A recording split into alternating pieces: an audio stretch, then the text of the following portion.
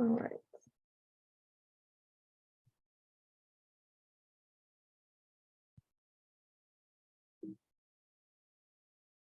Okay, so our first presenter will be from the Department of Planning and Development.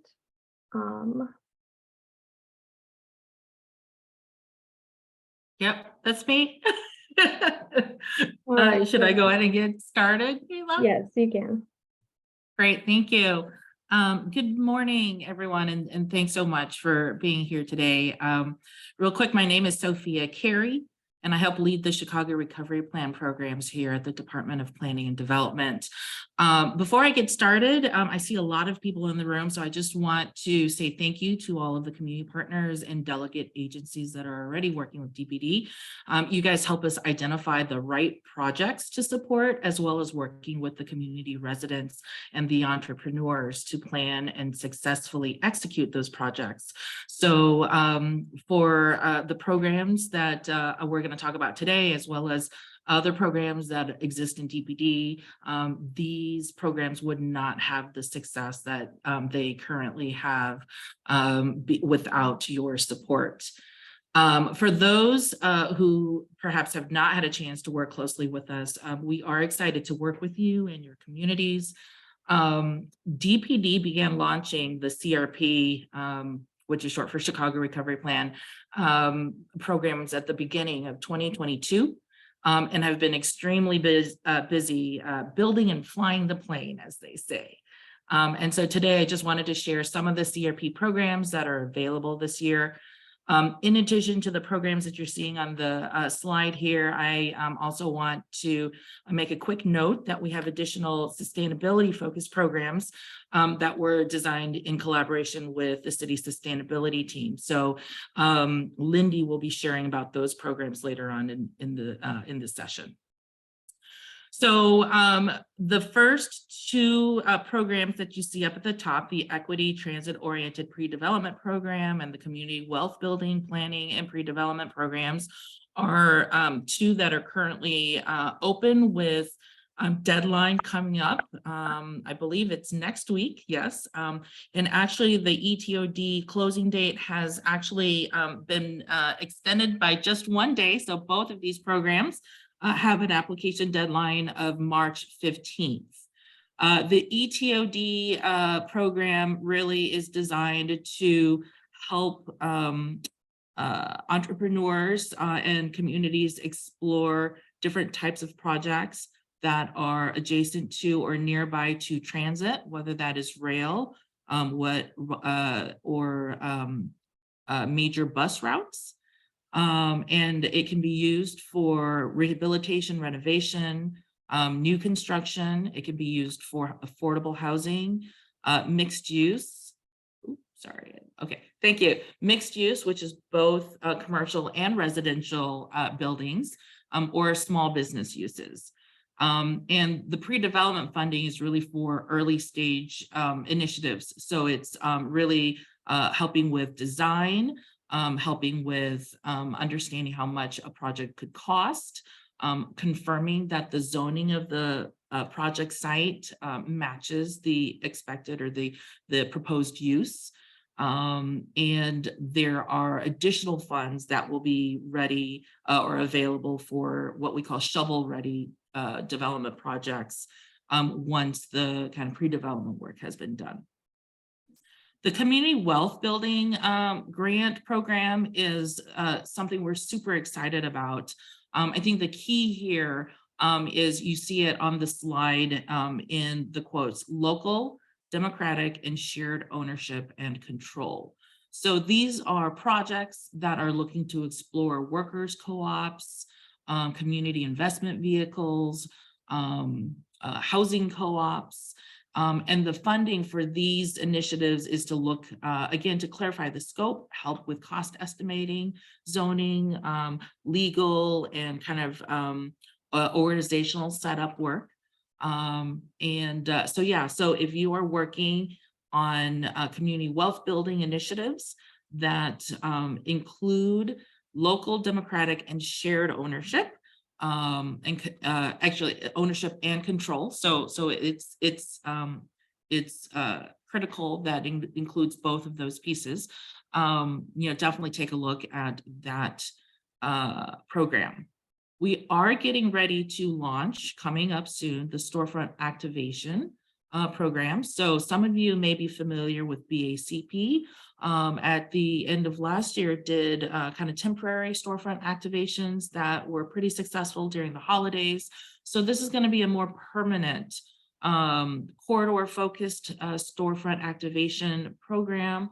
So when the RFP goes out, if you're interested in maybe convening a group of property owners on a corridor and working with developers to really bring businesses into the corridor and bring the infrastructure, the buildings and the commercial spaces kind of back to life. That is definitely something that you'll want to keep an eye out for. And then last but not least are our community development grants. Included in that are the Climate Infrastructure Fund, which Lindy will talk about, as well as the ETOD development grants. But these are the funding grant opportunities for projects that are shovel ready. And so the last deadline for community development grants did close at the end of February. Our department, along with other city departments and community stakeholders, are reviewing those applications as we speak. We are still taking more applications though, and that is anticipation of an August or end of summer deadline, with another set of awards being made before the end of the year. So that is an overview of the grant programs and opportunities under the under DPD's CRP program. I'm happy to stay on afterwards to answer any questions, but I'll punt it back over to Kayla for the next set of opportunities. Thanks, guys. Thank you, Sophia. And go ahead if you have questions, put them in the chat. So next up, we will have Department of Housing. Thanks, Kayla. And I'm here on behalf of the Department of Housing. So my name is Rishabh Meehan. I'm actually in the mayor's office, but work closely with DOH, Department of Housing, to sort of support them in their Chicago recovery programs.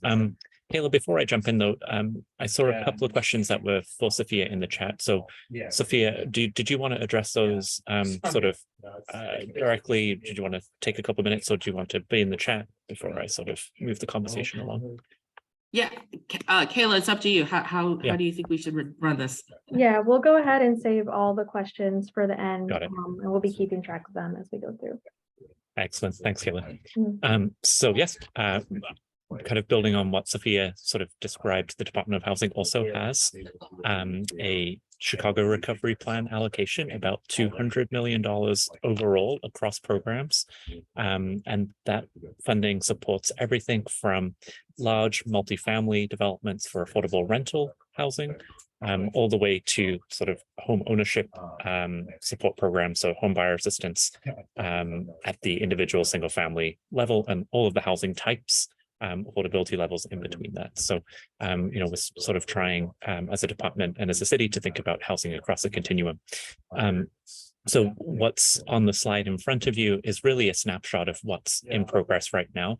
If I could sort of differentiate a little bit from what you saw from DPD, I think the programs on the screen are really looking for delegates to then run programs to end users. So if I could sort of describe sort of the DPD grants, mostly it's direct to organizations. There will be many grants to lots of groups, lots of entities. DOH is really looking in this instance for delegates to help support these programs, and I'll just walk through each of them. So the first is an RFI that stands for Request for Information. And we're looking for actually folks to provide input on how to design a program to help decarbonize and retrofit low to moderate income housing. So that is really focused at the housing types of 1 to 4 units, so single family homes to 4 flats. And so the RFI actually doesn't have funding attached to it. It's sort of a precursor. It's the city saying, we're looking for input from community, from experts, to help us design this process. So my colleague Lindy, who's also in the room, did a lot of work with the Department of Housing trying to sort of set out the right questions. So we're getting feedback on that until March 13th. So that's also next week. And looking for as much information as we can get to then design the program, which is the one on the second row, which will be a request for proposals. So at some point, there'll be about $15 million in total funding going towards this program to, as I mentioned, decarbonize and retrofit housing at the 1 to 4 unit scale in low to moderate income areas of the city, and really focused on affordability at that level. So that should come out in the spring of this year, and we're expecting a close around 2023. So the next steps are to take the feedback from that RFI, that request for information, develop a request for proposals, which will have specific criteria for folks to respond to, and then launch hopefully a program in summer of this year. The third piece to flag is a cooperative home buyer assistance program. So the city's received a lot of feedback that sort of one area of the housing system we'd like to support more in the city is cooperative ownership or sort of shared ownership housing types. And so we're working on putting $2 to $3 million of funding out to a delegate to support co-ops with sort of setting up their setup costs, their acquisition costs, their renovation costs, their organizational costs. And so again, the city's sort of thinking through some of the structure of that program. We're expecting organizations like CDFIs, community development financial institutions, and others might be interested in helping the city administer these funds. We've had a number of listening sessions, and one thing we heard is that the speed of being able to deploy funds is really critical for co-ops looking to establish themselves. So we do need a partner to sort of help us do that. So keep an eye out for that again, spring of this year, and again, trying to launch by summer of this year.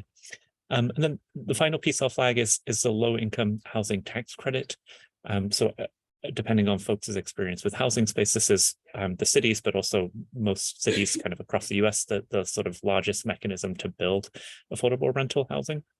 And we wanted to highlight the permanent supportive housing track in this year's LIHTC, that low income housing tax credit program. So the city's basically recommending a plan for this year's allocation to have 5% of all units that get funded under this program to be permanent supportive housing. And so that's the first time the city's done this. The focus is really to try and build out, again, different housing types through this program. So overall, LIHTC will support more than $20 million of development. This is a sort of biannual process. So every 2 years, the city releases what's called a qualified allocation plan. It's fairly complex, fairly in-depth. So usually we would see not-for-profit partners working with experienced developers or sort of setting up sort of a joint set of joint ventures. So if you're interested in that sort of work, please do reach out to us. I think we're looking to bring in partners with housing expertise into some of these larger, more complex developments. But that qualified allocation plan round opens June 5th and closes July 7th.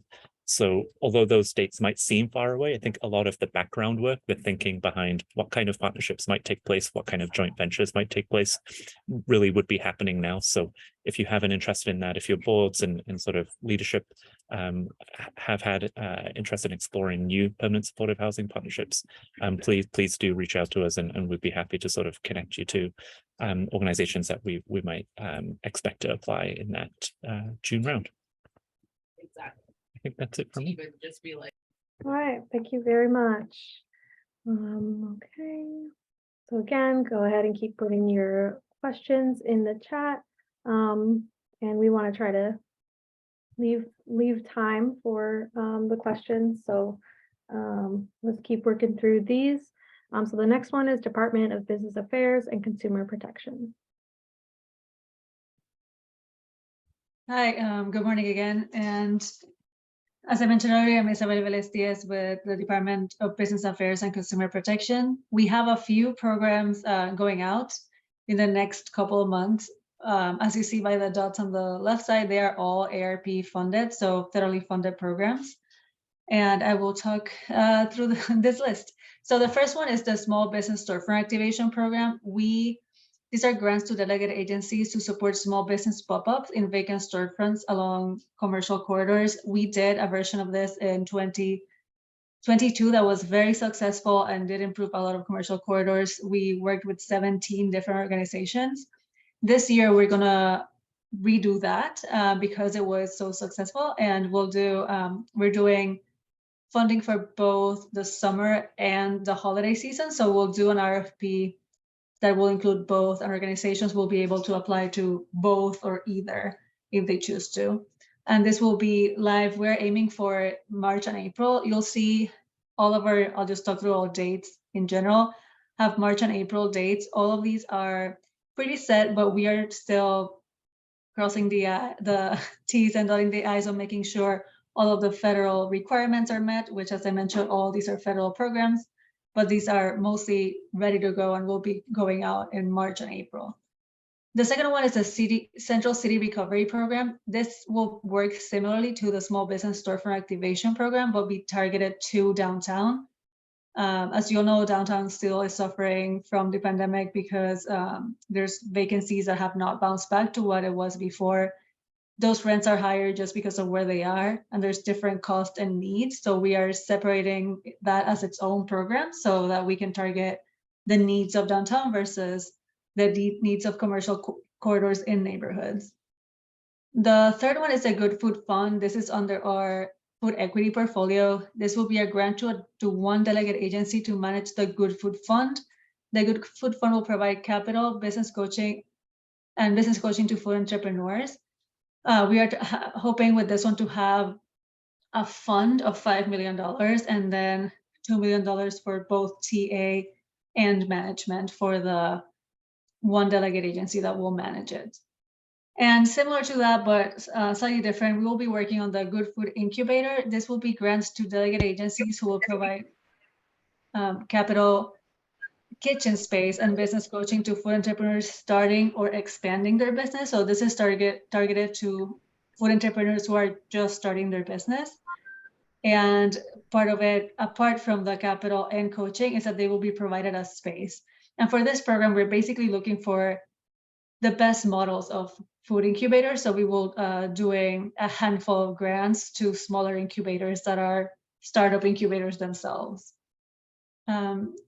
So as you know, you're on the nonprofit capacity building phase 1. We will have a nonprofit capacity building phase 2.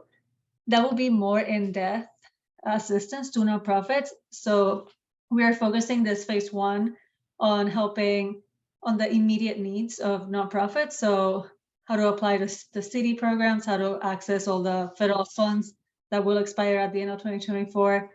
That's what this phase 1 is targeting. Phase 2 is targeting real capacity building, back office services, and supporting nonprofits in a more long-term manner. And that's we will work with delegate agencies to provide that high-touch capacity building services to Chicago nonprofits. This will be live probably in April. And so the other program we are working on, this one is part federally funded and part corporately funded. We are joining forces with one of our teams at BACP who's working on the supply development program. So this will be a grant to delegate agencies to provide back office supports and business assistance to small businesses in the construction industry specific in order for them to assist in acquiring city contracts. We have a lot of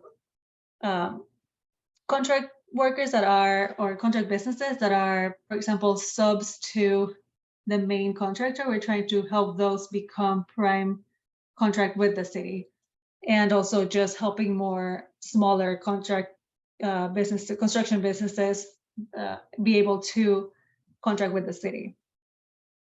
And last but not least is our small business tech enablement program. During the pandemic, it was very clear that businesses that were not tech enabled were disproportionately impacted because they didn't have what was needed to work remotely to serve their customers remotely. So we are targeting we will do a grant with one delegate agency to provide tech enablement services to at least 1,000 small businesses.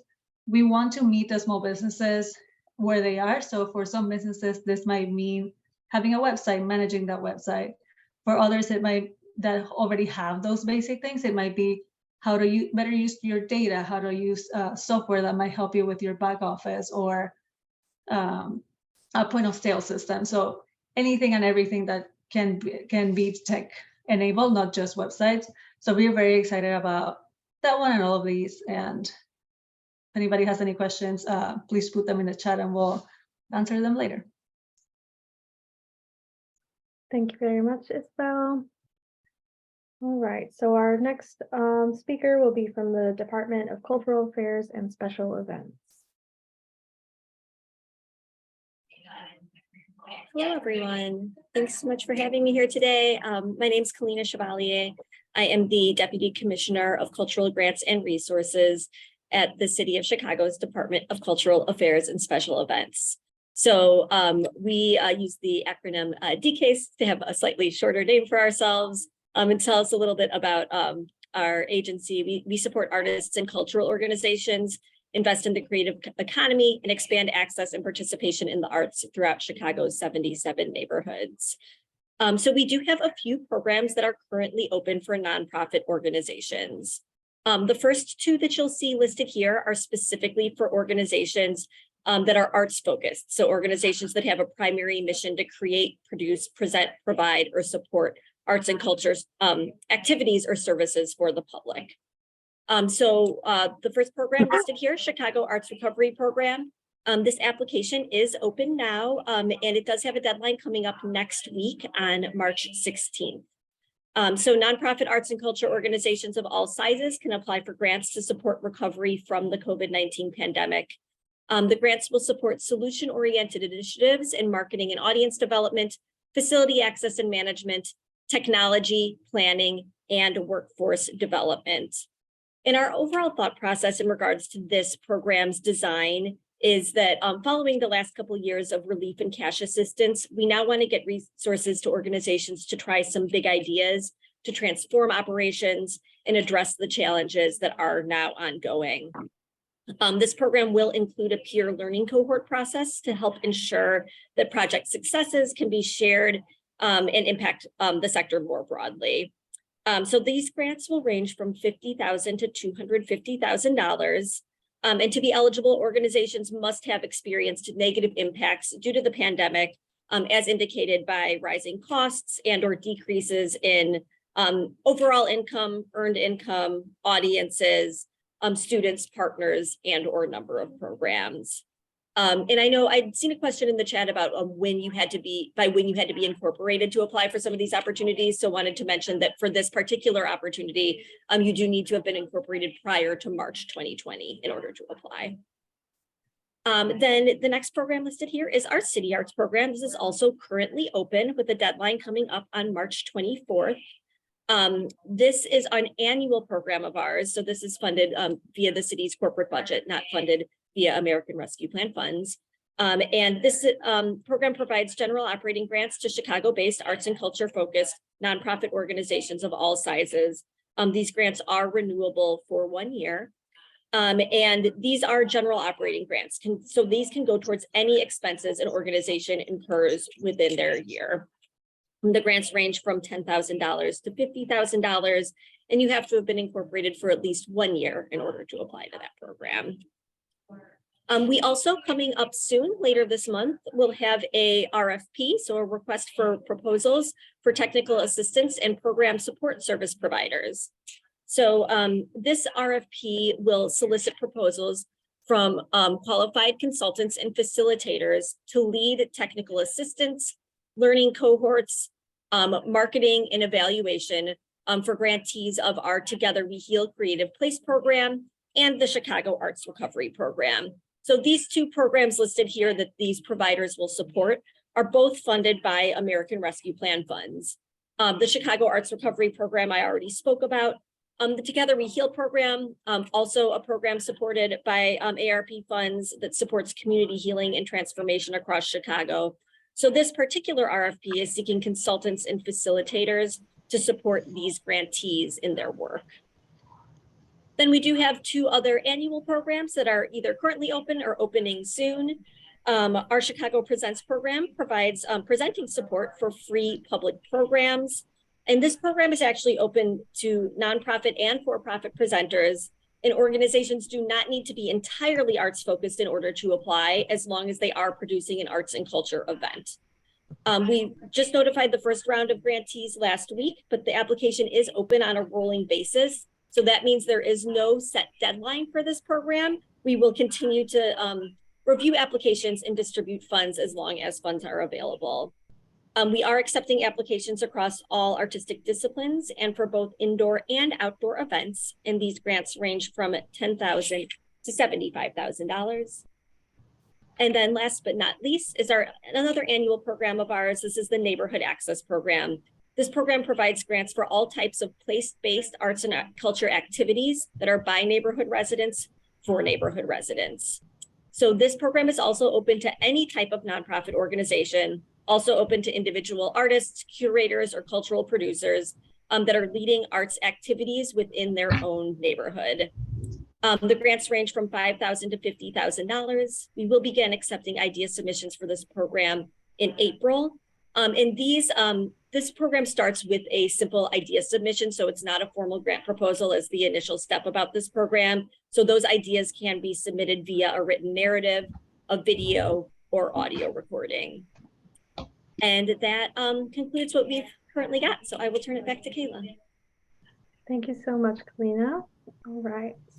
So now we will have information about sustainability grants, and then we can get into the Q&A. So go Hi, ahead. everyone. My name is Lindy Wardlaw. I am the Chicago Recovery Plan Director for Climate and Environmental Justice Initiatives. I am part of the newly established Office of Climate and Environmental Equity. I'm really glad to be here to talk to you about some of the grant opportunity, RFPs and grant opportunities that we have.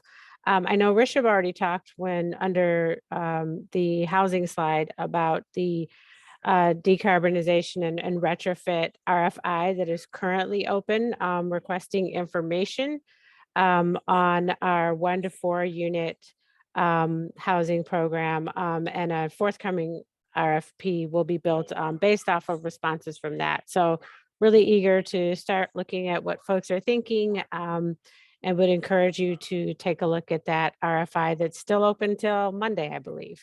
Some of the other ones that I'm going to talk about right now are housed in a variety of different departments, and I probably should have put that on the slide, but I will mention who they are and describe a little bit about them. So one of the projects is clean water restoration, and this RFP is pretty technical. It will be issued to help us acquire skimmer boats that will go along the river and help reduce floatables contamination in the river. The estimated award amount is $5 million. We're still working on a launch date. It is tied to a couple other things with some of our external partners, both federal and state, related to pollution control. And then another one is Green Alleys. Of course, Green Alleys, if you're familiar, the program has been around quite some time in the city through the Department of Transportation. This is adding to that and installing more green alleys. Right now, we are currently in the soil testing phase and a selection of alleys. And then the actual RFP will be for the installation, the construction phase, which will, the goal of that, of course, will be to build to the design specifications that will be happening. The next one is expanding the Neighborhood Power Project. Neighborhood Power Project was a pilot project that was really successful in helping retrofit or make buildings energy efficient as possible. And so this program, instead of looking at housing, was looking at what we call community anchor institutions. So nonprofits, schools, institutions that you know, I think when we say community anchor institution, you probably get a picture in your mind of the types of groups and buildings that might be. And so this RFP will be to expand the project, you know, to build off of what was learned in the original pilot project. The RFP that process will help us select an organization or potentially a partnership of organizations that will run the full scope of that program, from recruitment to site selection and installation. And that will be about a $10 million RFP. We anticipate the launch date of that RFP to be sometime right around the end of Q2. So June or possibly actually earlier in Q2 with the closing date in late Q2 or early Q3. Then we have the library solar project. It's called library solar, but it really is a comprehensive look at retrofitting libraries with the inclusion of solar. So it would be solar panels and a range of energy conservation measures depending on the libraries. We have been working with one contractor that has done initial assessments.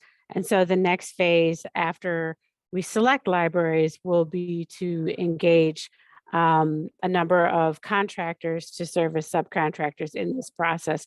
And that would include anything from solar to energy conservation measures to lighting, and then even in some cases, libraries where there are additional deferred maintenance things that may need to come up, such as roof replacement and that sort of thing.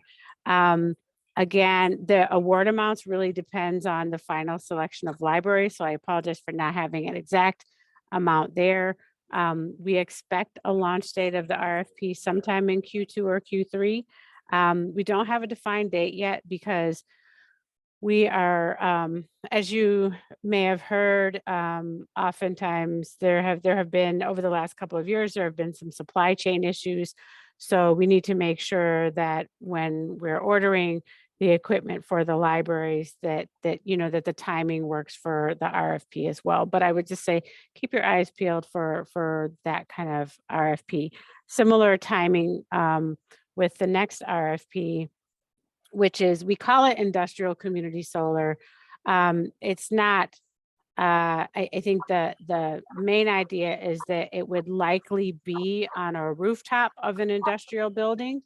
But it may that part of it could change. The thing to remember is that this is about community solar. And so an RFP will be seeking an organization for the installation of solar, and that may be rooftop or ground mounted solar. We're still kind of working out the details with that. And then also to administer the community solar pilot project. And so right now, the value of that is $5 million. However, that may change. We are looking to figure out ways to add to that money. Then the African American Heritage Water Trail is another project down in Calumet, near the Calumet. We will, so right now there's a current process that is cleaning, that is doing environmental reviews.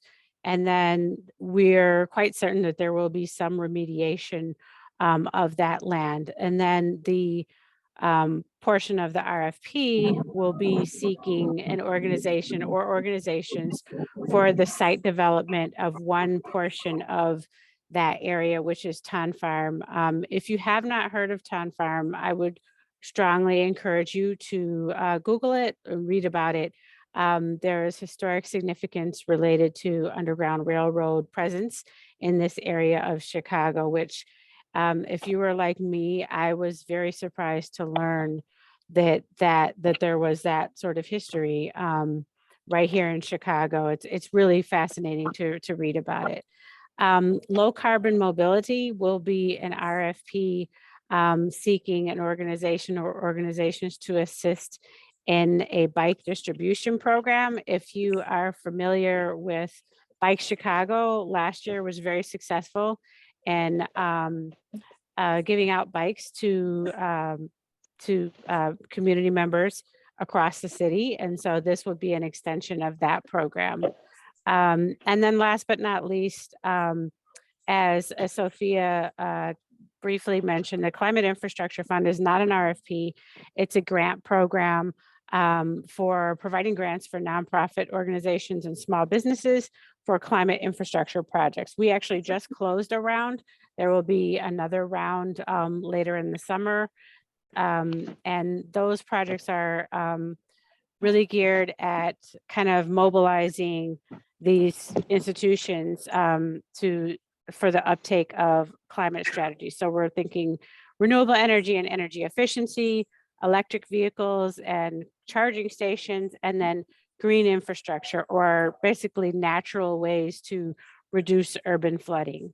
And so that is really what the opportunities you can expect to see this year through sustainability or the climate team. I should also note, I mentioned at the top end that there's a bunch of different departments included in these. Before we send out the actual slides, I'll add the departments here so that you're familiar with which departments these projects are coming out of. I think that's it, and I'm happy to take any questions. I know we have a little bit of time, so I'll stop talking. Thank you so much, Lindy. So we've got a little bit over 10 minutes for questions. So my colleague Goody will lead us in a Q&A. And All right. feel free to keep putting them in the chat as well. I was just going to say, feel free to keep asking clarifying questions or other things. I'm just going to go in the order that I received them. Can you address the aldermanic involvement in the DPD process? The need to ensure all bases are covered corrected, because historically we get shut down if the aldermanic office is not part of our community visioning. Yeah, so I can speak to that. The aldermanic involvement or engagement, let me rephrase. Aldermanic involvement is usually rolled into community engagement, and it is something that we highly encourage all of our grantees to go through, community engagement, depending on the type of project and the approvals that are necessary. If it's something that has to go through city council, for example, obviously aldermanic support becomes even more critical to getting the project approved. For the CRP projects, the Chicago Recovery Plan grant programs, aldermanic approval is not required. What we do is at the end of each round, after the deadline, we send a notification out to the wards and just say, hey, we want to let you know these are all the applications we received in your ward. You know, most of the time we get no response back. Sometimes we get a thanks. And then occasionally we get a, hey, I've got, you know, I have a question or, you know, I'm familiar with this project. And actually we've also had instances where an alderman said, I thought so-and-so was going to apply. They're not on your list. Can you double check and see kind of why they're not? So positives, negatives all around. But we do inform the wards whenever we have a application deadline closing of which applications are received in their area. So hopefully that helps answer a little bit of that. If there's a specific project that you're wondering about, I would say we should talk about that offline and see kind of what are, you know, if there's zoning approvals that are needed, city council approval for, you know, financial incentives. And there's a lot of different factors that can go into that aldermanic involvement. Thank you, Sophia. There is a question, and I don't know if all of our presenters are willing and able. One of the questions is, how can we reach Sophia Carey? So if there are ways or pathways or about how to reach the offices or to ask for clarifying questions, if you can please add that into the chat, we will make sure we share it out as well. There's multiple questions about the recordings and the slides.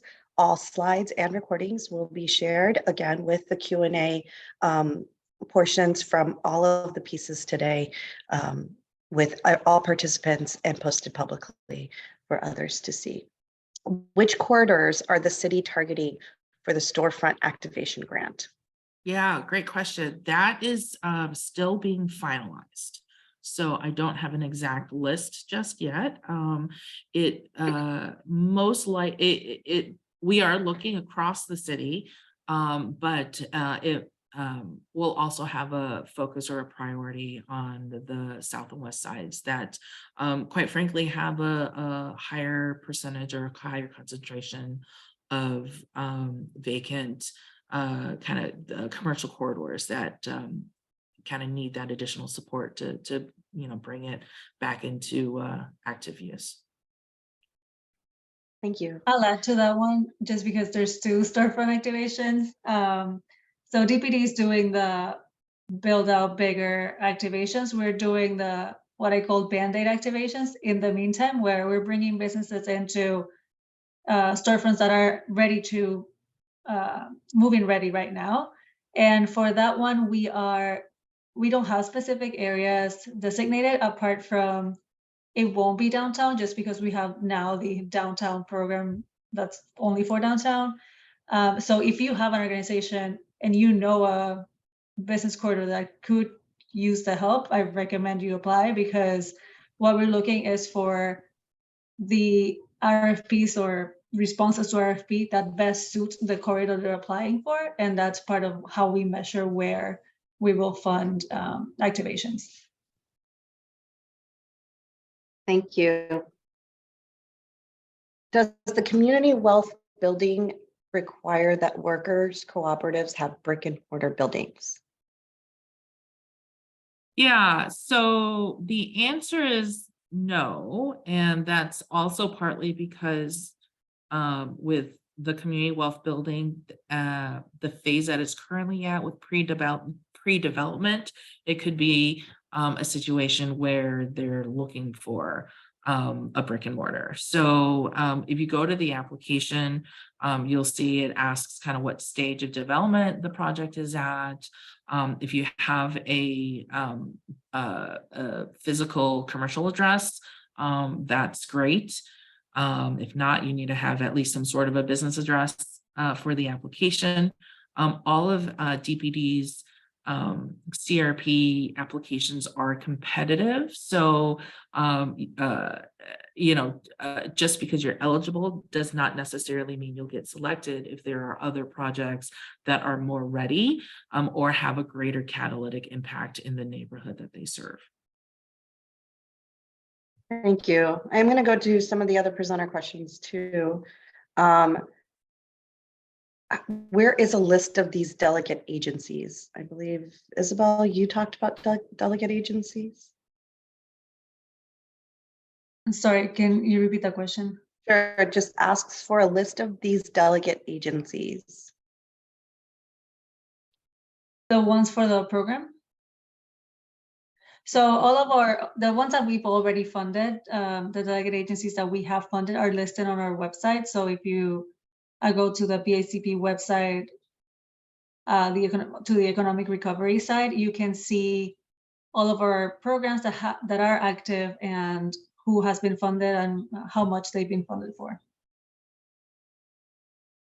How can nonprofits receive some of the vacant lots to develop supportive housing or some of the vacant buildings / homes?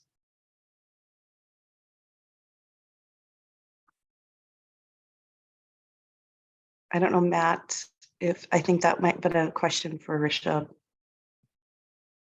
Okay, good morning, everyone. I'm sorry, Rishabh and I had to swap out mid-presentation. My name is Matt Stern. I'm the Senior Project Manager for Chicago Recovery Plan of the Department of Housing. I'm not sure exactly what the context of that question was. Vacant lots and housing development are always going to be an intersection between DPD, which handles our vacant lots inventory, and DOH, which of course subsidizes the development of affordable housing and permanent supportive housing. If you're interested in vacant land and developing it into housing, then I think reaching out either to DPD or to DOH would be a reasonable way to do that. I'm not necessarily the best person to answer that question specifically, but you could certainly email me. I've already put my email in the chat and I can direct you to the right person. Thank you, Matt. Yeah, and I'll add to that from the DPD side. So right now, land sale transactions are being funneled through the Shy Block Builder website. I can, oh, I already see Cassandra put that in there. So definitely take a look at that. Thank you, Cassandra, and see if, you know, the lots that you're interested in are available, and put in an application. I will also say that I saw earlier in the chat someone asking about a question of a pending application that might be from a couple of years ago.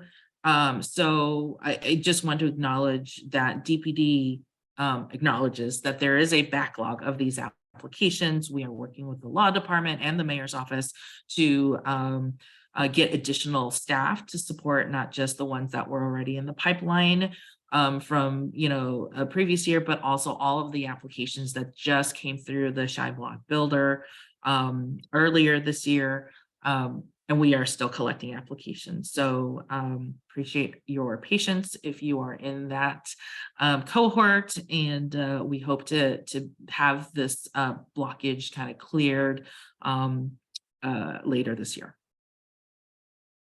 Thank you. Thank you both. Do senior living facilities fall under this category? And I don't know what this category is, or single room occupancy. I'm not sure. Yeah, I'm going to presume that that's a question about the permanent supportive housing funding that we have available upcoming through our qualified allocation plan this year. In short, permanent supportive housing funds, based on where they're sourced from, are explicitly targeted to very low income individuals, which is typically understood to be 30% AMI or lower, and or folks who are directly coming out of homelessness or are considered by HUD to be at risk of homelessness, excuse me. So a senior living facility that specifically targeted one of those groups would absolutely qualify, as long as the facility also provided wraparound social services that are core to the definition of permanent supportive housing. A senior living facility that did not target those groups would be unlikely to qualify.